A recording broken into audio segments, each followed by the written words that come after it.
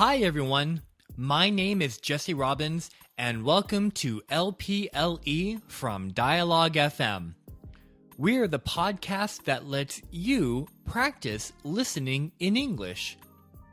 We speak English slowly and clearly so that you can follow along and understand native English speakers more easily. I'm excited to help you improve your English listening skill, as well as help you learn new vocabulary, grammar, and idioms commonly heard in conversations among native English speakers. If you want to practice listening in English, then we invite you to join our conversation.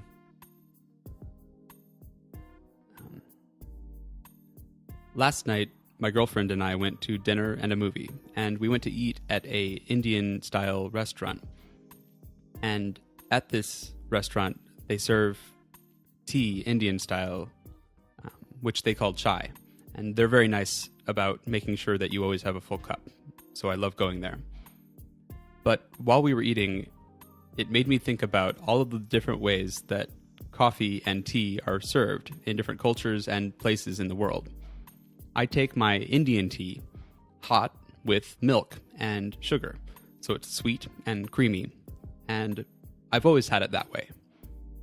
My girlfriend asked me at dinner why I liked drinking tea with milk and sugar when I like drinking my coffee black without any milk and without any extra sweetness in it. Yeah. And she's right.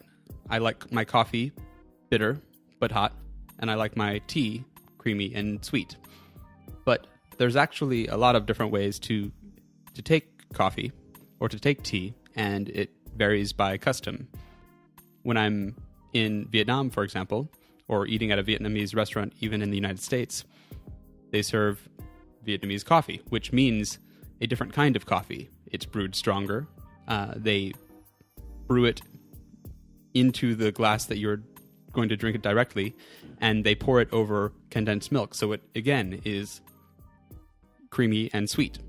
And usually you serve it with ice, so it's actually cold. So I like coffee in both of these cases. But in my morning routine, when I'm having breakfast and getting ready for the day, the kind of coffee I want is black and bitter. And I only want coffee Vietnamese style when it is served at a Vietnamese restaurant with a Vietnamese meal, or when I'm visiting the country directly. And I think that's true of most people. So I wanted to ask you how you take your coffee and how you like to drink it in other places. That's a really good question. Let me just say that on rare occasion will I ever drink drip pour coffee straight black.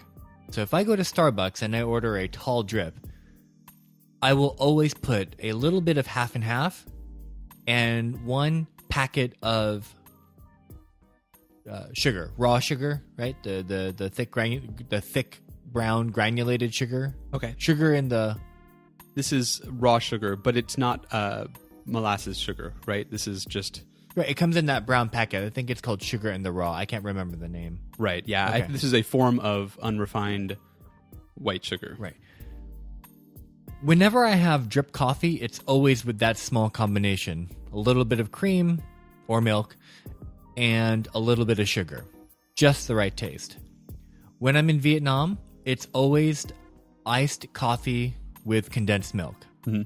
On rare occasion, if I'm someplace cold like Dalat or Hanoi in the wintertime, then I'll remove the ice. Then you could take it just straight drip coffee with condensed milk, hot. Generally speaking, when I'm at a Vietnamese restaurant here in Seattle, it's always the Vietnamese iced coffee. In fact, that Vietnamese iced coffee is very popular among non-Vietnamese. Yes. Because they know it is very, very strong. Right. One of my favorite memories with coffee and tea was when I was in India. So remember, back in the MBA program at University of Washington, we had study tours. Yes. Right? I went to Brazil and you went to India, yes? No, well, you went to Brazil and I led China. I co-led China. But Right. the year before, in our first year, I went to India as a participant. And in India, by luck, I was going to be in India during the time that one of my friends was getting married. One of my Indian friends was getting married. You got to go to an Indian wedding? I got to go to a traditional Sikh a Sikh wedding. Sikh wedding. So when we think of Indian weddings, we think of the big parties, Right. Very, very elaborate. And I'm sure he had that. But from what I remember and what I understand, this was a wedding that took place over a few days. And the Sikh part of it, this one was more religious and a religious ceremony at his house. Okay. Smaller, intimate, close friends, and family. How many people about? I want to say about 50 to 70 people there. Okay. Yeah. That's the small It's a small, version. right. And then after that, there was a wonderful banquet afterwards in his backyard. And I remember one of the waitstaff coming around with a big jar of chai tea. And This is served hot with milk? hot with milk, correct. Okay. And he'll give you a very, very rough feeling, very rough clay Mug? cup.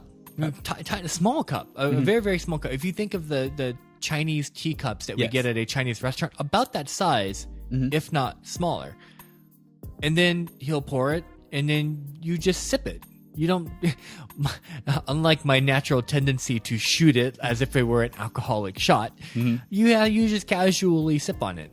And mind you, it is a very hot day, so you're not trying to consume a lot of hot liquid at Right. one time. That was delicious. I made sure to find him again multiple times during my visit to my friend's house to get more of that chai tea. Very, very good. Excellent. I think it's funny the different ways we expect to receive our drinks depending on where we are and our circumstances. Even in the United States, the way people drink tea is different by custom. In Seattle here, we're usually drinking tea as a substitute for coffee because we have a strong coffee culture. Right. And so we take our tea hot in water and maybe with sugar.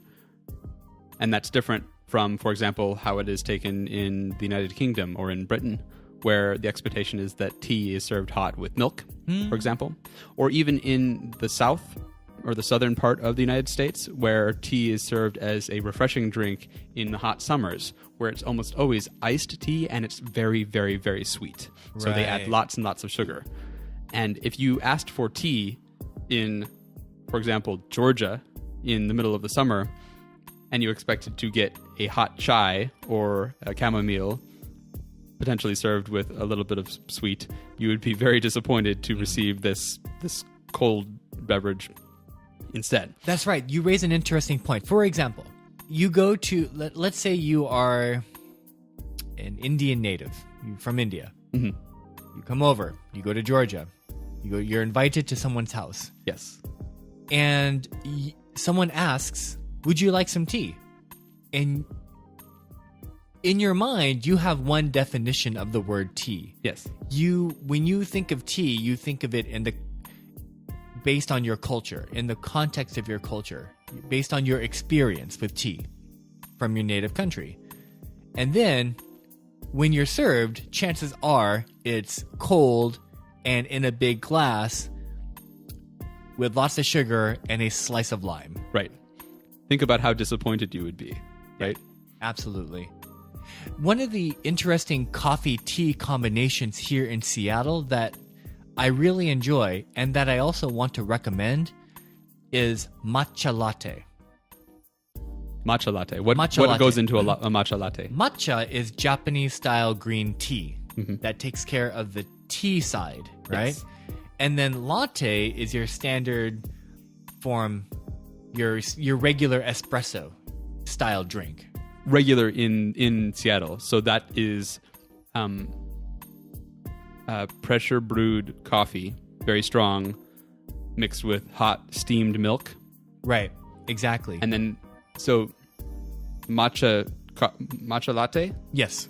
A matcha latte, if I'm understanding right, is tea instead of the coffee, or is it tea plus coffee and the steamed milk?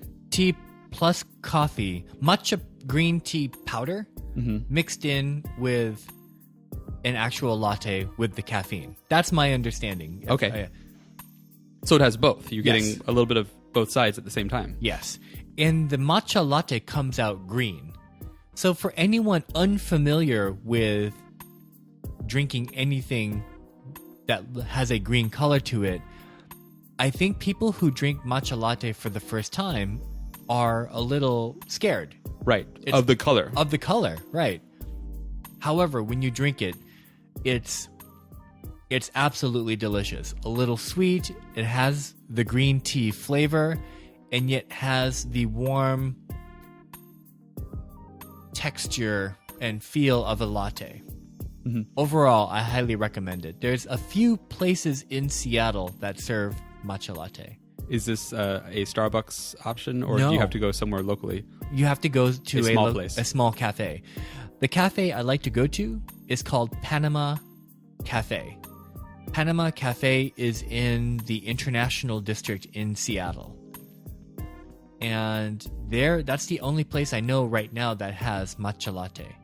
Now, before, a few years ago, Starbucks used to sell, and I think they still do sometimes, maybe during the summer, Starbucks sells a matcha frappuccino. And that came from Japan. I remember, this is going to sound very hipster. I remember drinking matcha frappuccino in Japan before it was ever introduced to the American Starbucks. And then you came back and they brought it to the stores in Seattle. Yes. I think they brought it back for me. I don't know. I can't be sure. But you like them. I do. The Frappuccino is a sweet, almost like a sweet milkshake kind of drink, right? Coffee milkshake, yeah. With whipped cream on top. Yes. And so they added the matcha powder to that as well. Yes. So it's green. It's very green. It tastes delicious. I highly recommend it. If you're ever in Japan or here in Seattle during the summer, I recommend you try it. I'll have to try the matcha latte or the matcha frappuccino soon. Great.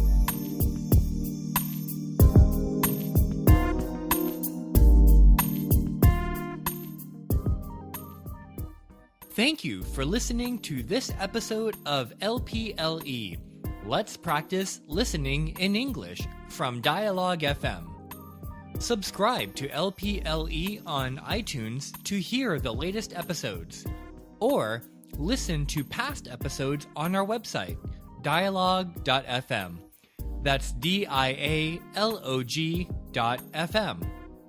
If you have questions or comments about English, or if you would like for us to use a word, grammar, or idiom in our conversation so you can learn how to use it correctly, we would love to hear from you on Twitter at dialogue.fm or Facebook at facebook.com/dialoguefm.